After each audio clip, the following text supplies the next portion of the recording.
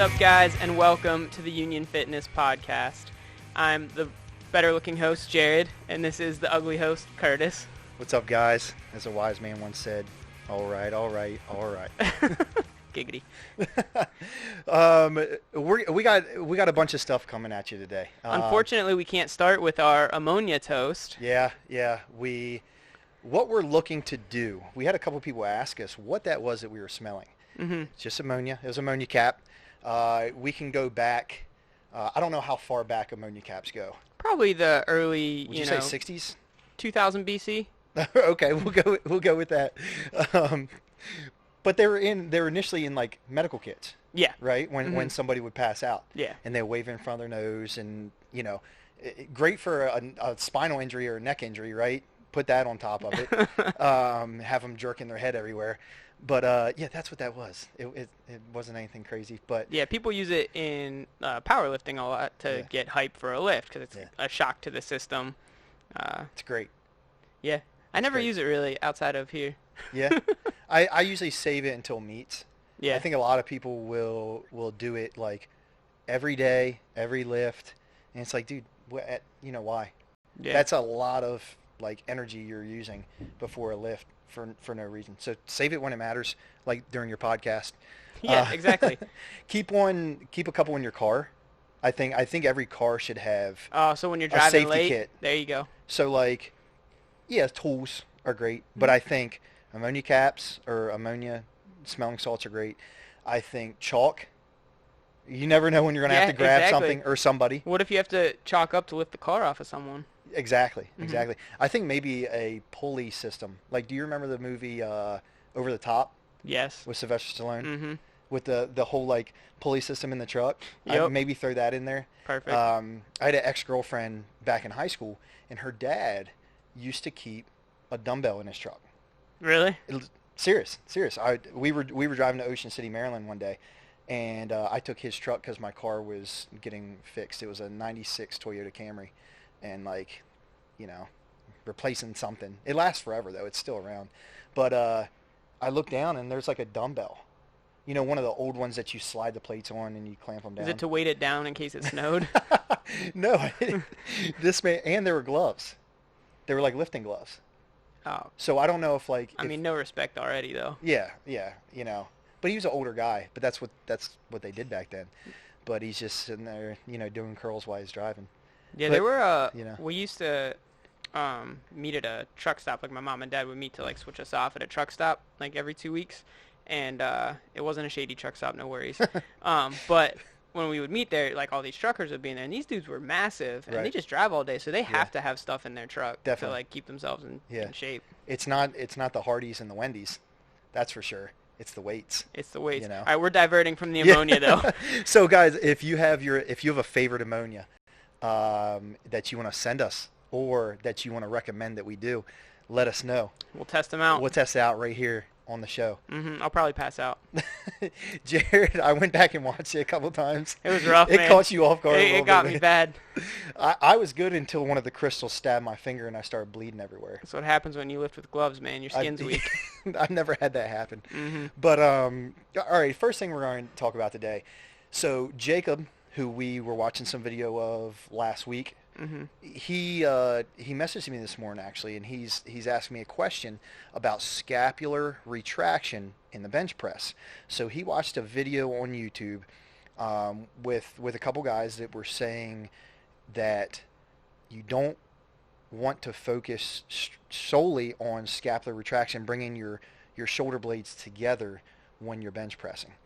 And as a younger lifter, he was kind of confused about that. And I mean, there was a time when I thought that was the most important thing in a bench press, in a squat, in a deadlift. But what they were trying to get at was the importance of scapular depression. Now, why is it, or is it wrong that scapular depression is a bad thing? You mean retraction? Scapular retraction, thank you. Like, what is your viewpoint on scapular retraction in a bench press? So, I mean, when you're going to set up in a relative amount of retraction, but you don't want to focus on, like, retracting your shoulder blades. to keep it simple, if you're focusing on pulling your shoulder blades back, that's the opposite movement of a bench press, right? A bench press is, you're squeezing your pecs, right? You're pushing the bar up this way. Your pecs have to be active. If you're retracting, you're not going to get that out of your pecs. Mm-hmm. By depressing your shoulder blades, it creates a lot of stability because your lats are massive muscles. They're going to stabilize you. You can still use your pecs fully. You will be in relative retraction, but focusing on it's going to take away from the amount of power you have to press. Right. Another thing I see a lot, this is just in general, for just the average person that goes to the gym, when you tell somebody to retract their shoulder blades, just the average Joe, a lot of times they're also elevating and going into their traps because for the normal person, that's what's strong to them. A lot of people aren't very good at using their lats actively like we do in a bench press when you're trying to use a lot of weight. So if you're cueing someone to retract, they're going to be in all sorts of funky positions. They're going to end up actually protracting their shoulders then too to compensate, and it gets pretty ugly. Yeah. No, I think we see it a lot in the bench press. I think we see it a lot in a squat and a deadlift. Yeah. And so I think it to an extent it's necessary, right? We need that stability and that rigidity through the scaps in those lifts, but just focusing on that is no good. Yeah, no. So keep in mind too, like the muscles that are retracting your shoulder blades are a lot smaller than your lats, right? Your lats attach your hips to your spine, to your shoulder blades, to your humerus. I mean, they're massive, right? And that's where you can create so much stability because when you cover that much surface area and that muscle's locked in place, you're not going to really go anywhere. And again, for all the lifts, you're going to be in relative retraction. It's just not focusing on it. I think that's when you see, like in the bench press, we talked about how you could shrug, but when you see people go to unrack a squat bar, if they're focusing on retraction, they're going to bump it up with their shoulders in a shrug, and they're already not set up for success in that position. Yeah, and I think that's one of the things that you see, I don't want to say done incorrectly a lot, but misunderstood, is when somebody gets under a squat or a squat bar, and they're bringing their hands as close as they can as possible, and they're focusing on squeezing their shoulder blades together as much as possible. Well, that's good because they're building a shelf for that bar to sit on, but they don't have anything tying in down to their hips.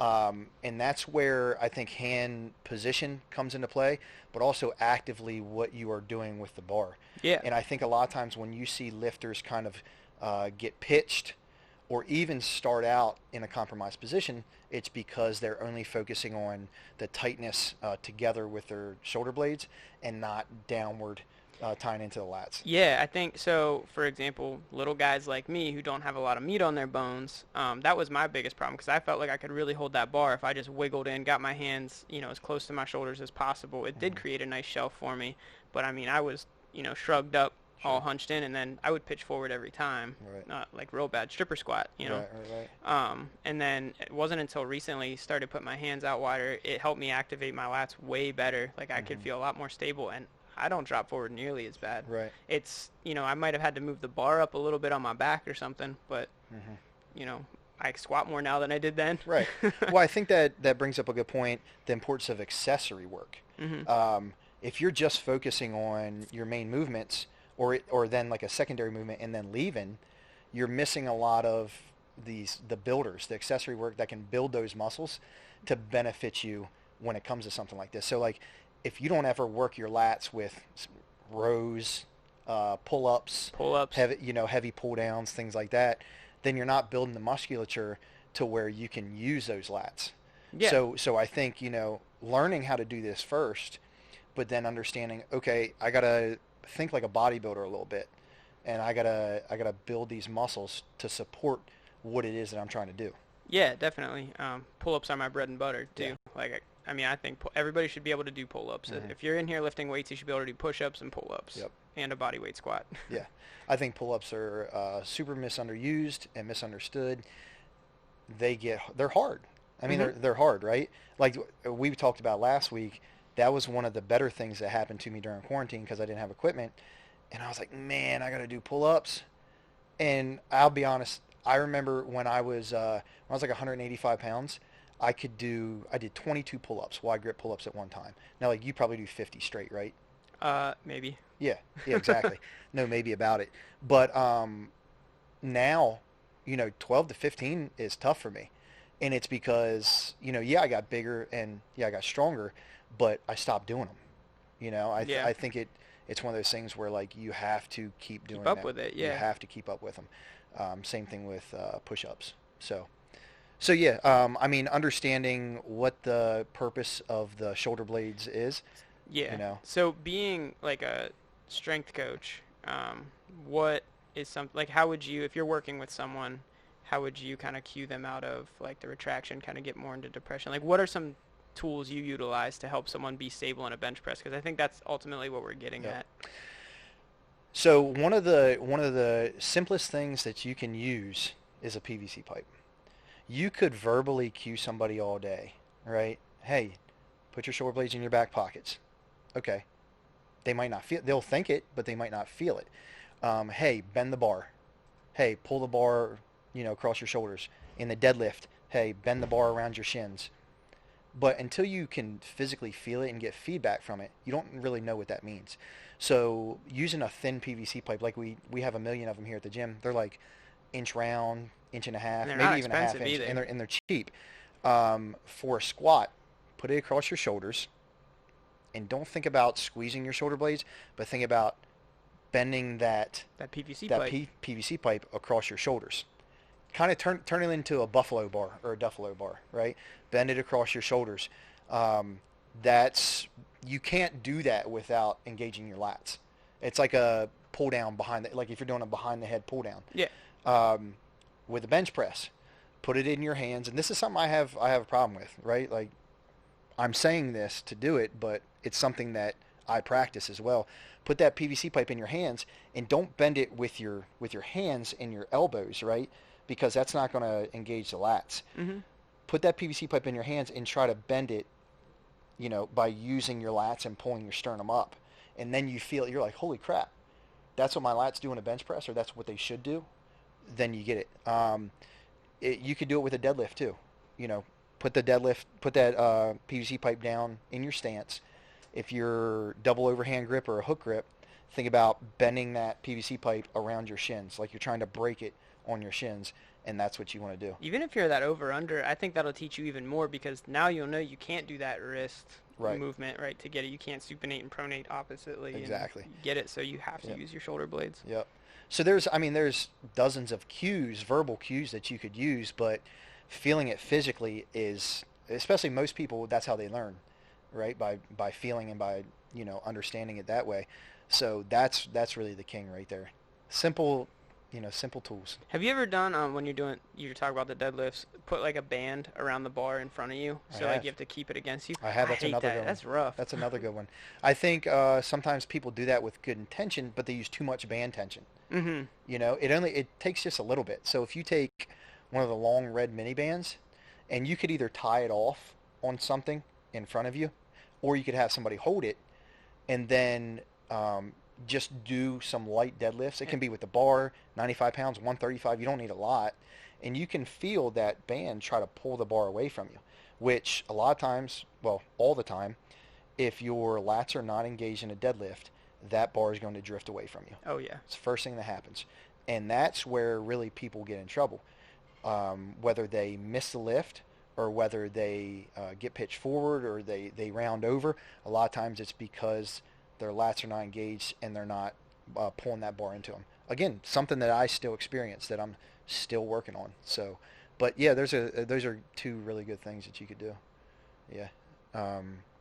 So yeah, that's our scapular retraction versus depression rant. You need both of them. Every day is lat day. Every day should be lat day. Every day is lat day. So anything else you want to add to that one? Nah, I think that was good. Yeah, that was a good one. So we got some, I guess, controversy in the powerlifting world here that we're gonna kind of talk about. So first things first. Yeah, so what we have here, this is the heaviest squat of all time. The first person and only person to squat 1,300 pounds. 1,300 pounds. Now, I will say this guy is in a squat suit, multiple ply squat suit, which gives him support in the hips, and it allows him to lift more weight if used correctly. It's not one of those things where it's automatically going to make him lift more. It's a technique. It's a skill. Clearly, he demolished that. Now, when we watch this again, in the sport of powerlifting, there are set rules that go all the way back to the beginning of the sport, that the hip crease must break the highest point of the knee. So when you're watching him go down, that doesn't happen. Even from a front view, which you really shouldn't totally judge a squat from the front view, but even from a front view, you can see that that's not deep enough. Yeah. So, I think is there 3 videos on here? Okay. So the first one was his opener, his first attempt of 12:15. The second video was 12:80. And then the third video, the next one, is going to be the 13:06. Now, it looked easy. Easy is relative, right? Yeah. It looked like he probably had more in the tank. But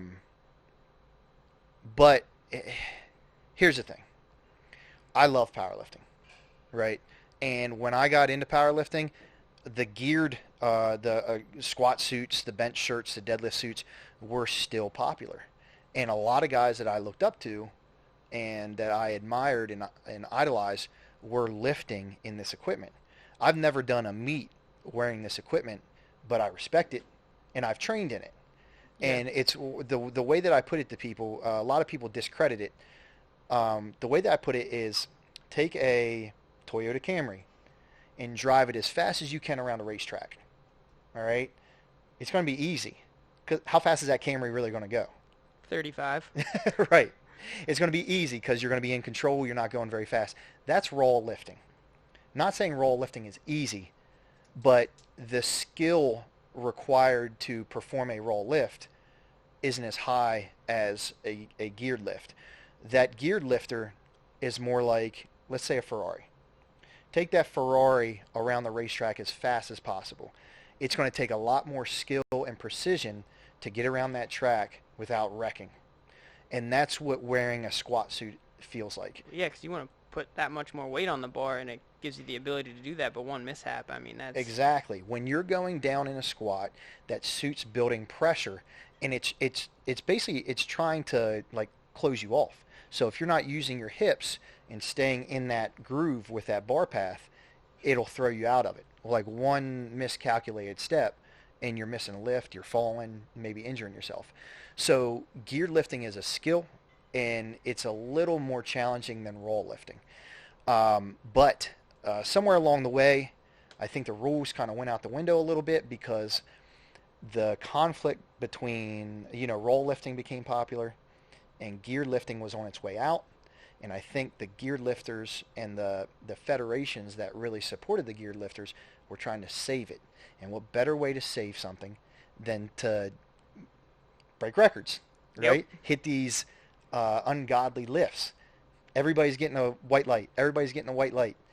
And it seems nowadays, and it's a shame because I've seen this lifting in person, and it's a ridiculous feat of strength, but I've seen these guys squat inches and inches high and get the lift passed, and it's sad. And that's why there is a huge separation in raw lifting and gear lifting. I think even in raw lifting, though, you're seeing that start to transfer over. I think people want records, and different federations, because there's so many of them, they all want to be recognized as the federation that holds the record. Yeah. And you see squats called high, all sorts of stuff. Yeah. I think that's the biggest one, is squats called high. Definitely. I mean, maybe bench, like a quick press command. Yeah. Yeah. There's definitely bias. I feel like. And then hitching and deadlifts, I think you've seen. Yeah. But Brian Carroll's a guy that I've been following since I started lifting. He's a great dude. Seems very humble. He'll be the first to admit that squat was high, but he also knows that the judges gave him that lift. You know what I mean? Mm-hmm. So who's it on? Is it on the lifter? Is it on the judges? Is it on everybody? And I think that's kind of what you're seeing in powerlifting right now. So what are your thoughts then on, it's like a recommendation from like people in the powerlifting community, I guess, to use like actual sensors and a computer to read everything? Yeah. Like, what are your thoughts on that? I actually had this conversation with my wife recently. We were talking about it for the NFL. And we both agreed that it would take away from the integrity of the sport, or what's the word I'm looking for? The pureness of the sport, right? Now, I think powerlifting is a little bit different because there could still be judges, right? And maybe it would be like a challenge rule, like you see in like football or baseball, where you have a laser system, right? But if if one of the judges believes that it was wrong, I don't know, they go and they review the laser system. I don't know. It's not something I've really, really considered. But there's something about the sport of powerlifting where you're lifting and there are three judges and they all have to, well, they don't all, but two of the three judges have to tell you that it was a good lift. I think if you take that out of the sport, I think it takes away the sport. That's just my viewpoint. But I would love to see a little bit more accuracy with everything. But I think when you have so many federations that are trying to grow and they're trying to get popular, and they just want people to come lift in their federation, they're willing to do whatever it takes.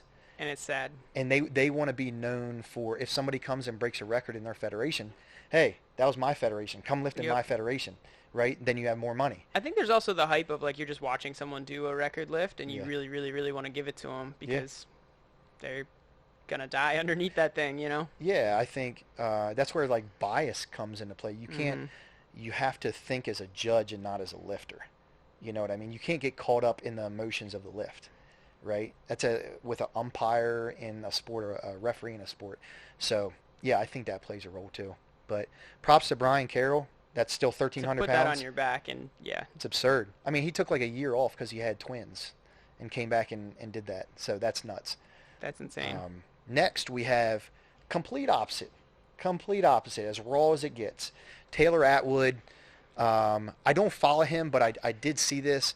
This is a 705-pound deadlift at a whopping 162-pound body weight, and he smokes it. I mean, easy. Now, where the controversy is the way he puts the bar down.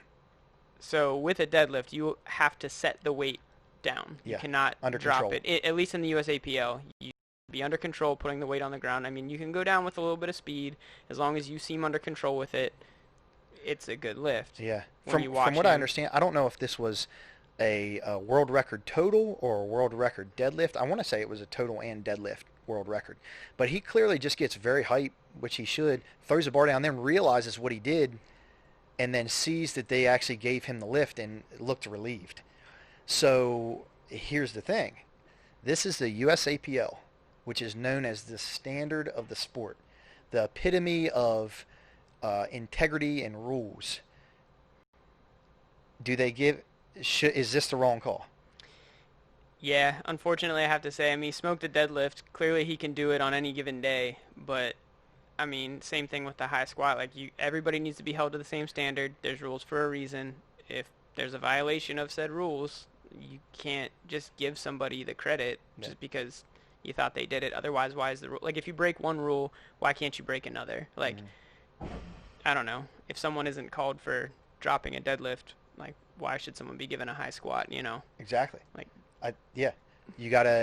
it's got to be the same across the board. And I think what you saw here, kind of like what you were saying about watching people break world records, do you think the judges got too caught up in what was happening and overlooked the fact that, hey, this is still a regular person?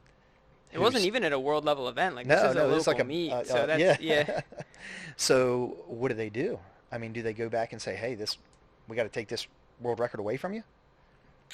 I don't know. I think that's tough to do. I think it needs to be done on the spot there. Like you said, like if there's like a challenge rule or something, or they can like go back and, I don't know, review. It's hard. I think if someone's given a lift though, you can't really go back on it. Right. That's kind of hard to do. I agree. But I think that's why you see such a divide within the sport of powerlifting itself, is because you have federations out there that would watch that 100 times and say good lift. Yeah. Right? And to be honest, it was a great deadlift. Yeah, right. We're not discrediting that. But then you have like a couple federations that would watch that and say, absolutely no lift, unfortunate, but that's how it is. And that's why the sport will never be solidified, you know? Yeah, I think it's just, I don't know. there needs to be a standard for judging that is upheld, or if it's not, like, judges need to be let go. And I know that federations struggle to get judges, but you can't just continue to have this can't continue to be an issue. And if it doesn't change, then I think that they should have some type of computer system analyzing lifts, at least for no other reason than to compare with the judges and just see, like, you can pretty much grade judges based off of that, how they, like, their performance in judging.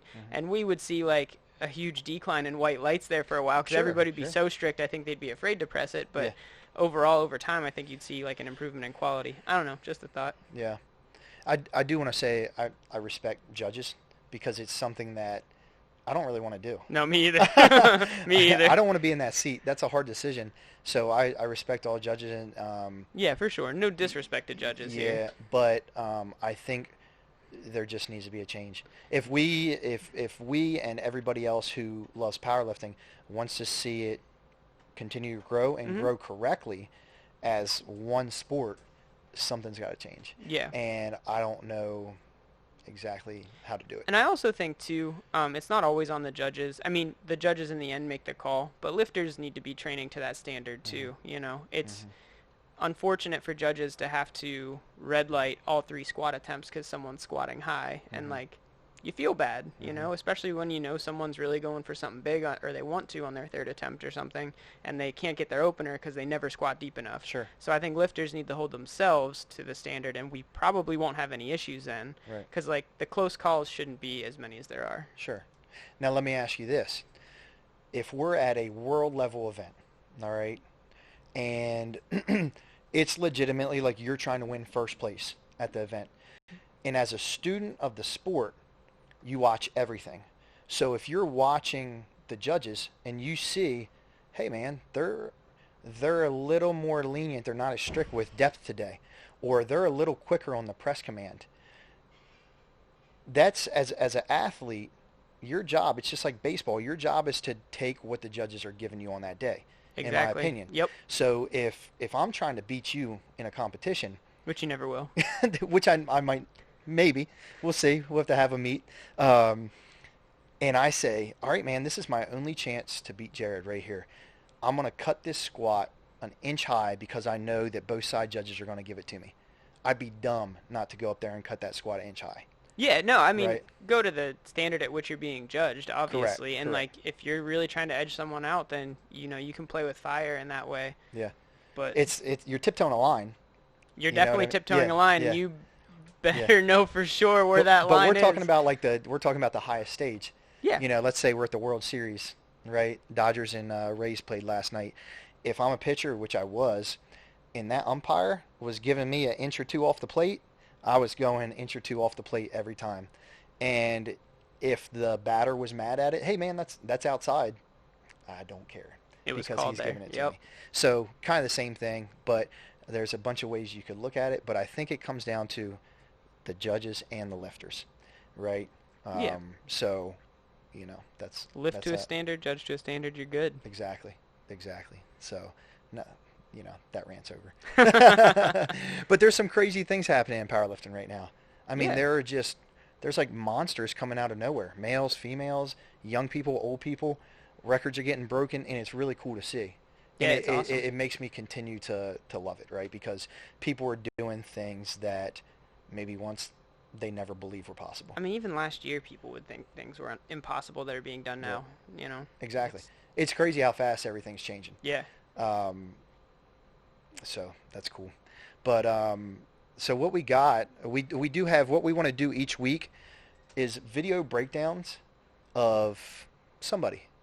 Whether it's one of my clients, whether it's somebody that we know. In this case, Jared's Faja. My pops. And give us a little background on your dad. So my dad used to compete in powerlifting back in the geared days. Mm-hmm. Nothing like huge. I think he just did like some local fire hall meets and stuff. Powerlifting I don't think was even that big back then anyway though. So he would just go do, you know, the fire hall meet that was sponsored by Iron City Beer and nice, which it still should be. Yeah, exactly. You know, that'd be a blast.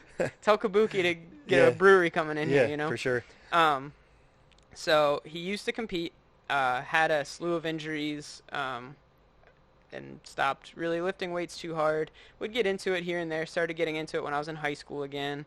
Ended up getting hurt a second time, and now he's picked it back up. It's kind of something he wants to do for overall health, weight loss. He enjoys it. He knows it. So he started it back up again. He did a meet around this time. No, it wasn't this time last year. It was right before COVID happened. I'm crazy. He did a meet. It was in Ohio in February. And he did really well, actually. Really well for himself. And so it was really nice to see him like really hit some goals there. He Definitely. smoked a deadlift that he didn't even think he could do that Nice. day. Now he's got his sights set like real big. I love it. Right. But yeah, he's killing it right now. He trains in the basement by himself every day. Love it. Yeah. Love it. So we'll go through. He sent me a squat, a bench press, and a deadlift. A little more background. He has also been dealing with some knee issues, some back issues.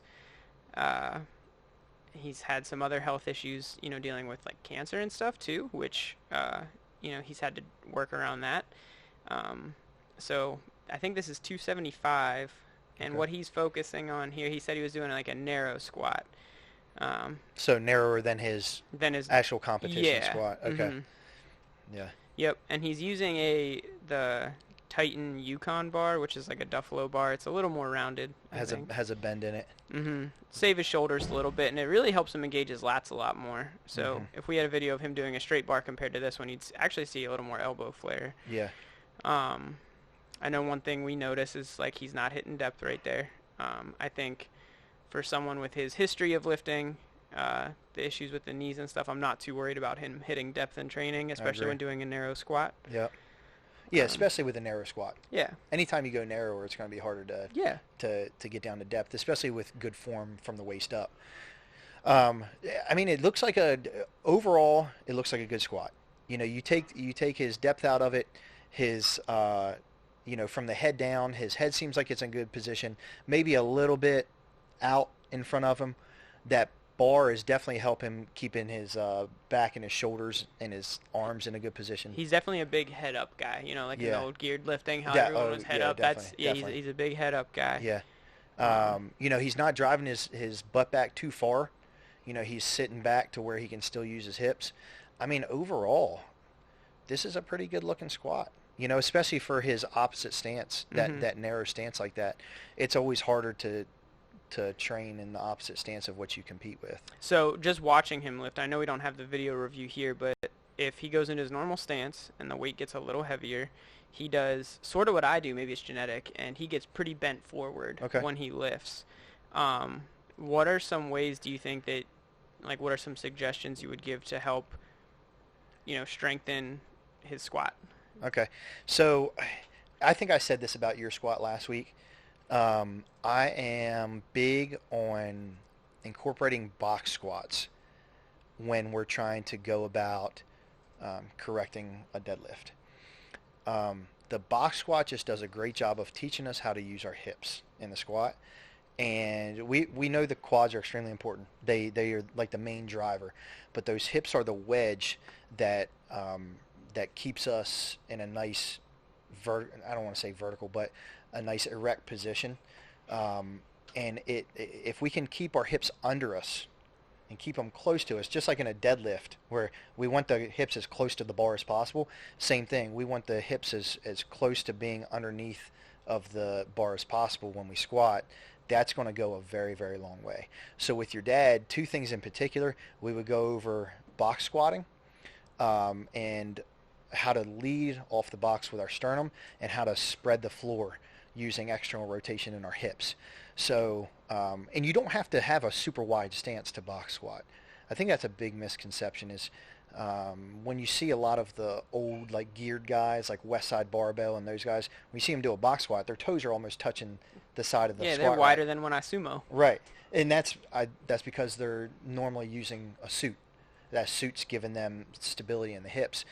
But you can teach a box squat with a little bit wider than shoulder width stance. But when you do a box squat, the first thing you're doing, it's going to be hips back, and then it's going to be driving outward on the floor. That driving outward is going to activate the hips.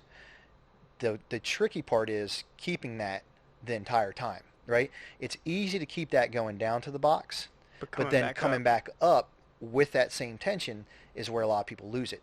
So people, they'll drive out, they'll externally rotate, load up the hips, keep the chest nice and tall as they're going down, pause on the box, sit back, and then when they go to come off that box, they shift, they kind of rock forward, shift everything back onto the quads and the low back because the sternum falls down.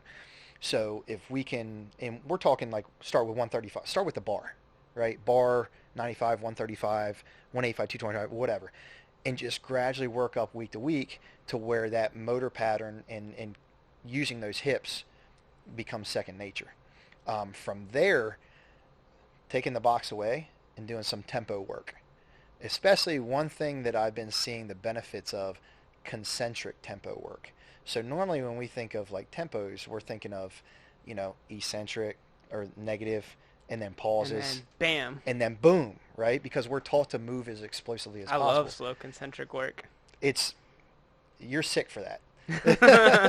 Nobody loves that, okay? But it was one of the better things that I did with my training that taught me, it gave me a better understanding of what I'm supposed to be doing in the lift.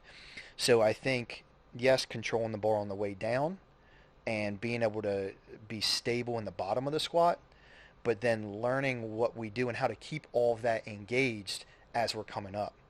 Because it becomes like a fight or flight moment, right? Even if it's only 50% of our max on the bar, we come down, we're like, okay, I'm tight, I'm doing exactly what I need to. Oh, stand up. And then we lose it, right? Yep. You see it with experienced lifters. So if you force somebody to slow down, even on the way up, they can hold that position more. And it takes repetition and repetition and repetition. And it's going to be frustrating, but the payoff in the long run is going to be worth it. Now with your dad, I don't know if he has a long run, right? I don't know how much longer he wants to do Until this. he's in his 80s, we're gonna give him that. That'd be awesome. He can go after like That's the goal, right? the Masters world records. He'll get it. Yeah, for sure. So another thing, I don't know if you've worked with clients that have like arthritis or meniscus issues. I know he deals with some of those. Do you have any recommendations on like how to train? Should a flare up happen? What should he do that day? There always has to be variations available, right? I think too many people, and I don't want to call trainers out, but I do, because I think too many trainers and coaches, they have this plan stuck in the back of their head. We got to do what's on the paper. We have to do what's on this paper because this is the program that I mapped out for my client. So unfortunate. It is, right? And then your dad comes in and he's like, man, my knees are flared up, my back's flared up. I'm like, dog, we're straight squatting, straight bar squatting, right? We're hitting 70% of your max a day. We're just going to fight through it. You got some ibuprofen, pop them real quick. That's terrible, but horrible. It happens. So what I'm going to do is I'm going to, maybe set up something where we can do some goblet work, some goblet squats maybe even to a box or to a bench or something where we're taking the pressures off of the knees. If it's his back, we're taking the pressures off of his back. So variation and still incorporating squats, right? Who was it that I was talking to recently? They said that their knees were hurting. Their patellar tendon was really flared up and they felt like they couldn't do an actual squat. So we set up the Pit Shark, and for those of you guys who don't know what a Pit Shark is, it's a belt squat machine where normally the bar is on your back, it's loading your spine. The Pit Shark and the belt squat is just what it sounds like. You have a belt around your waist, you have the chain that goes down to a lever, which is the machine, and you can put weight on it. So what we did was took a soft plyo box, put it up on the belt squat. So now the bar was not loaded on their spine. The weight was loaded around their hips. So it was decompressing the spine, and they were able to do a box squat by sitting back and taking the pressure off of their knees. And they said that it was 80% better than if they were doing a regular squat. Yeah, there's always variations you can do. So now we're still able to achieve what we wanted to for the day, but without doing that variation that we thought we had to do. And homemade belt squats are pretty easy to make too. Oh, extremely easy. Yeah, yeah. You can do it with like some pieces of wood to Yeah. stand on. Take a Yep. belt and put some weights on it. Yep, You know that's what I it. mean? Yeah. Very underrated piece of equipment, but that's kind of the approach. Yeah, I like it. So let's move on to the bench press. He sent me a bench. I think this is just 225, which is pretty light for him.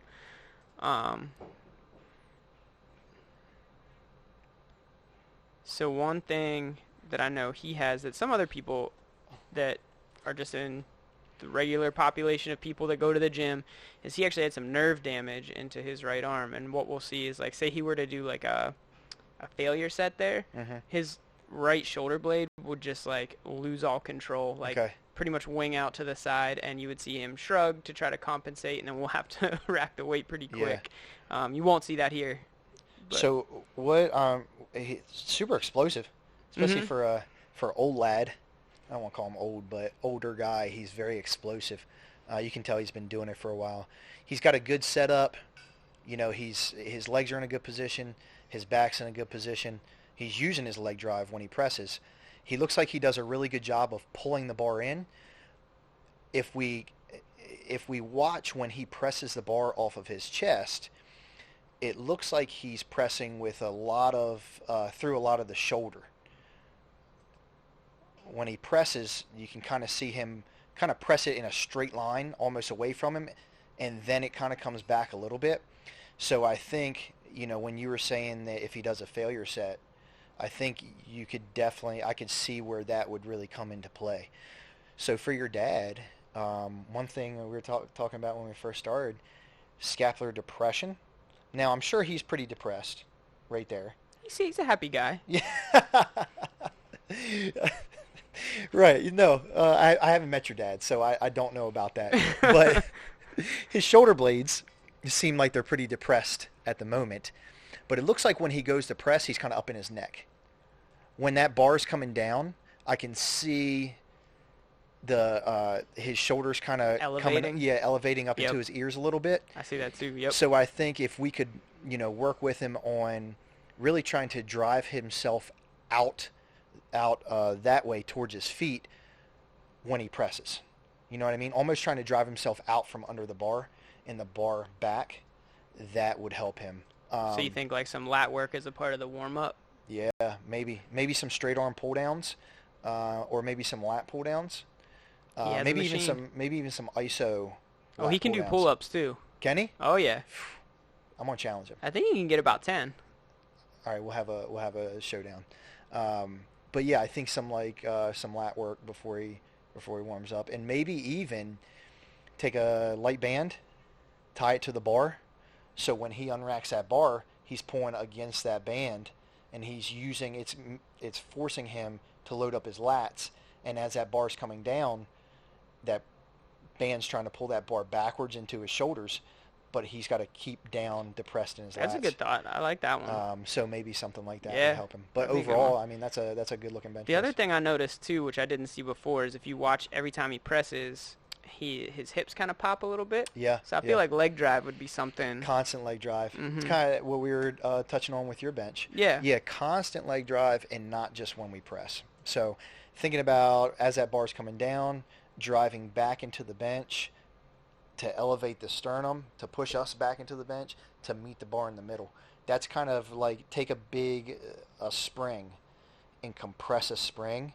That's what you're doing to your body if you drive back into the bench when the bar is coming down. You're loading up all those muscles in the body. Yeah, more of like, instead of like a glute bridge where you're pushing up, more of like a quad extension or something like that where you're Exactly. pushing back. Exactly. And Think of a leg extension. Didn't she explain to me you start off like 20, 40, 60, like you're loading it up as you're coming down? Yep. You want to think gas pedal as the bar is coming down to your chest, not gas pedal when we press, because then your timing's But you getting don't ease thrown up. Yeah, you don't ease up. Yeah.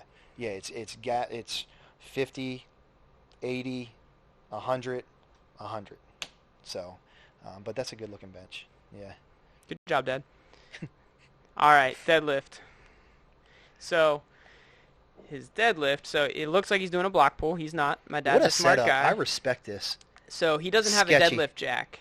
So what he did was, so that he doesn't have to lift the bar with one hand and load a plate with the other, he measured out what he needed to and built a little platform for himself out of cinder blocks and wood, so that this is a standard deadlift. It might be a little bit of a deficit, I think, when we looked at it, but First of all, I gotta say that the first thing I think of when I see this is, have you ever watched Ridiculousness on MTV? Yeah.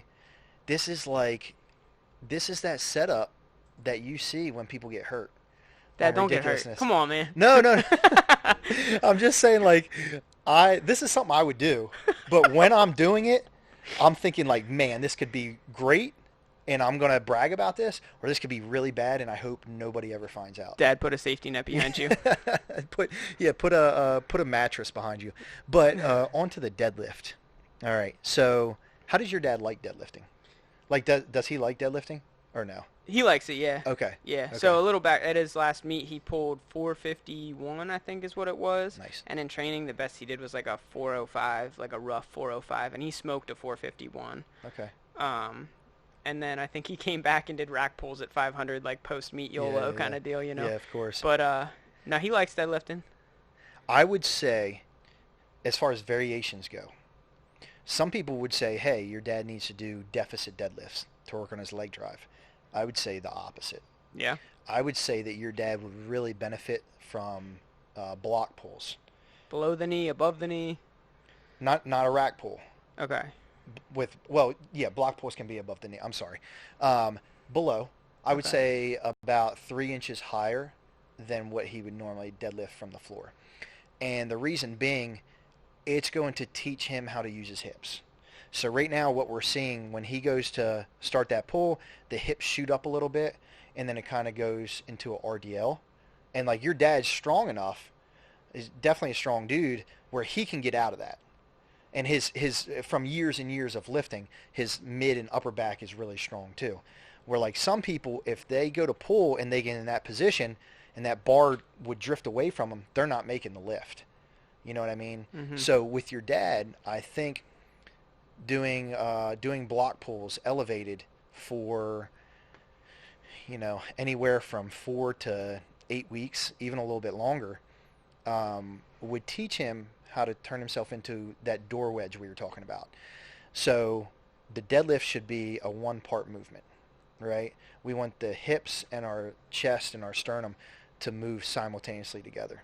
So what block pulls do is they teach you how to move the bar from point A to point B by shoving your hips into the bar, right? Yeah.